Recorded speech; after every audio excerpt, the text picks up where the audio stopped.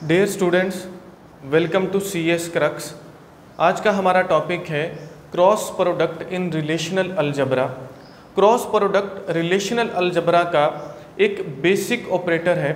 आज की इस वीडियो में हमें क्रॉस प्रोडक्ट को विद एग्जाम्पल कवर करना है, जिसके लिए मैंने दो रिलेशन यहाँ पर लिए हुए हैं। पहला रिलेशन या टेबल है R1 के नाम से, जिसके 3 एट्रीब्यूट्स हैं और जिसमें 2 टपल्स हैं, 2 रोज हैं।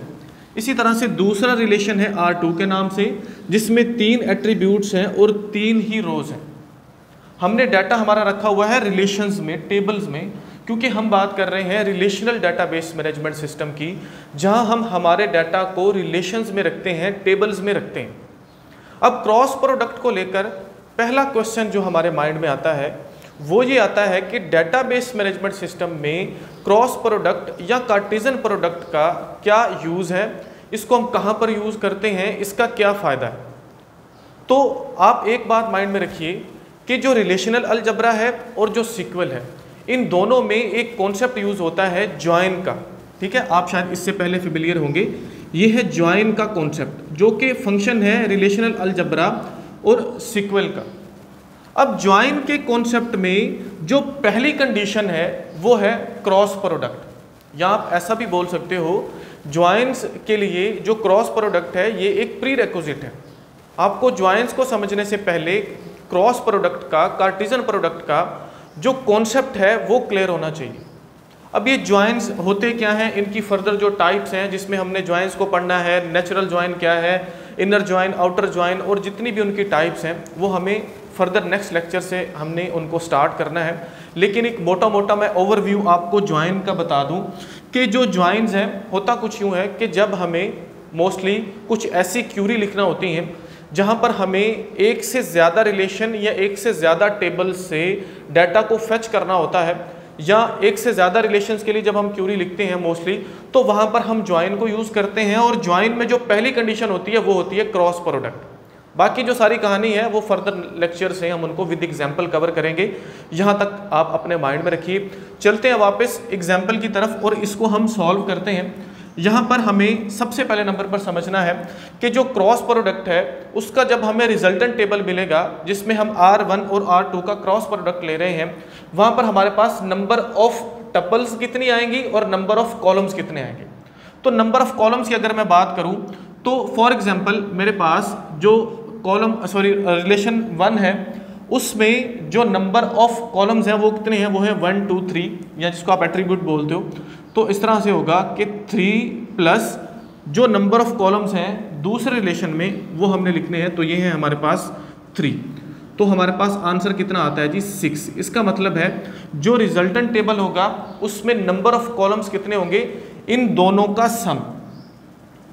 अगर मैं इनको ऐसा लिखूं कि R1 में जो नंबर ऑफ कॉलम्स हैं वो कितने हैं, m, और इसी तरह से जो R2 है उसमें नंबर ऑफ कॉलम्स हैं वो कितने हैं, n, तो सम हमारे पास क्या होगा, m प्लस n। ठीक है जी, कॉलम्स। इसी तरह से अगर हम बात करें टप्पल्स की या रोज की, तो हमने हर टप्पल को जो कि पहले रिलेशन में है उसको रिलेट करना है दूसरे रिलेशन की हर टप्पल के साथ। या आप ऐसा भी बोल सकते हो कि पहले रिलेशन में मौजूद हर टप्पल को हम दूसरे रिलेशन में मौजूद हर टप्पल के साथ मल्टीप्लाई करेंगे। तो अगर फर्स्ट रिलेशन को हम देखें तो यहाँ पर जो नंबर ऑफ रोज या नंबर ऑफ टप्पल्स हैं वो कितनी है, 2। इसको मल्टीप्लाई करते हैं जो सेकंड नंबर पर रिलेशन है उसमें नंबर ऑफ टप्पल्स या रोज के साथ, तो वो कितनी है, 3। तो हमारे पास आंसर कितना आता है, 3 का जब हम मल्टीप्लिकेशन लेते हैं 2 के साथ तो इसका आंसर आता है 6। मतलब जो रिजल्टेंट टेबल इन दोनों रिलेशन का हमें मिलेगा आफ्टर क्रॉस प्रोडक्ट, उसके अंदर नंबर ऑफ टपल्स कितनी होगी, वो होंगी 6। या अगर आप ऐसा बोलो कि अगर हम फर्स्ट जो रिलेशन है उसमें नंबर ऑफ टपल अगर हम बोले हमारे पास x है और दूसरे रिलेशन के अंदर नंबर ऑफ टपल्स हैं y, तो हमारे पास जो आंसर आता है वो क्या आता है जी, x इंटू वाई। सिंपल। तो हमें जो रिजल्टेंट टेबल है उसके अंदर 6 एट्रीब्यूट्स मिलने हैं, और इसी तरह से हमारे पास जो रिजल्टेंट टेबल है उसमें जो नंबर ऑफ रोज हैं वो कितनी मिलनी है, वो भी 6 मिलनी है, क्योंकि हमने इनको आपस में हर टप्पल को दूसरे टप्पल के साथ, दूसरे रिलेशन के टप्पल के साथ हमें जो है वो रिलेट करना है, मल्टीप्लाई करना है। तो इसको स्टार्ट करते हैं। सबसे पहले नंबर पर हम कॉलम नेम लिखते हैं। तो पहले नंबर पर जो पहला रिलेशन है वो है x, जो उसका पहला एट्रीब्यूट है पहले रिलेशन में x, इसी तरह से दूसरा है y और तीसरा है z। दूसरे रिलेशन में है पहला जो एट्रीब्यूट वो है z के नाम से और इसी तरह से a और इस तरह से b। अब हमने जो पहला रो है फर्स्ट रिलेशन का उसको मैप करना है हर रो के साथ कुछ इस तरह से, ठीक है जी। तो हम क्या करते हैं जी, यहाँ पर लिखते हैं पहले नंबर पर हमारे पास है 2 3 4, इसको हमें इन तीनों के साथ मैप करना है। तो पहला है जी 4 5 p, 4 5 एंड p। दूसरा क्या है 3 2 q, 3 2 q। इसी तरह से तीसरा क्या है 1 2 k, 1 2 k। सिंपल हम इनको नीचे कॉपी कर लेंगे सेम टू सेम 2 3 4 2 3 4। इसी तरह से जो फर्स्ट रिलेशन की दूसरी टपल है उसको हमने मैप करना है दूसरी रिलेशन की हर टपल के साथ। तो दूसरी क्या है 3 2 5, 3 2 5 और इसके अगेंस्ट यहाँ पर पहले नंबर पर रो जो है वो है 4 5 p। इसी तरह से दूसरे नंबर पर है 3 2 q, 3 2 q and third number पर है 1 2 k, 1 2 k। इसको सिंपल हम क्या करते हैं जी, नीचे कुछ इस तरह से कॉपी कर लेते हैं। तो ये हमारे पास है रिजल्टेंट टेबल जिसमें हमने R1 और R2 का क्रॉस प्रोडक्ट या कार्टेशियन प्रोडक्ट लिया।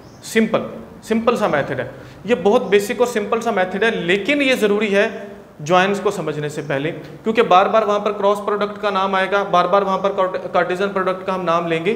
तो बहुत सारे स्टूडेंट्स ऐसे होते हैं जिनको जो बहुत से बेसिक कॉन्सेप्ट्स हैं उनका समटाइम नहीं भी पता होता, कोई ऐसी बड़ी बात नहीं है, तो उससे फर्दर जो कॉन्सेप्ट्स हैं उनको समझना मुश्किल होता है।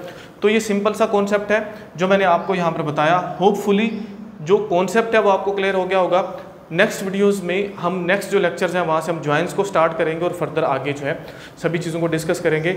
वीडियो अगर आपके लिए हेल्पफुल है तो वीडियो को लाइक ज़रूर कीजिए, चैनल को सब्सक्राइब ज़रूर कीजिए और दूसरों के साथ वीडियो को ज़रूर शेयर कीजिएगा। मिलते हैं नेक्स्ट लेक्चर में। Thank you so much.